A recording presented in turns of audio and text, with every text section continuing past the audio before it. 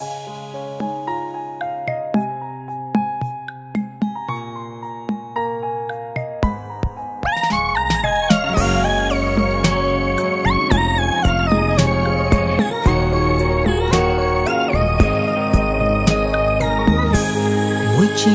ិតនេះទើបតែស្គាល់ពីសុភមង្គលបានស្គាល់មេបងរស់ផុតក្តីកង្វល់ជីវិតលែងខ្វល់ផុនពីនរកស្នេហាស្គាល់ពីជីវិតចឹងព្រួយចេះគិតពីរឿងគ្រួសារចឹងយល់សង្ទុំចឹងជួយដោះស្រាយបញ្ហាជីវិតហានខ្លាមិនចាញ់ព្រួងបងមានអូន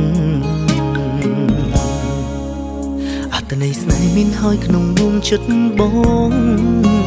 ចិនស្មោបងមានហើយក្នុងដួងចិត្តថ្លៃមានអ្វីអាចបដូរបងបានឲ្យបងឈប់ស្នេហ៍ចរណៃមានអូនម្នាក់គ្រប់គ្រាន់សម្រាប់បងហើយទៀងពេចក្នុងចិត្ត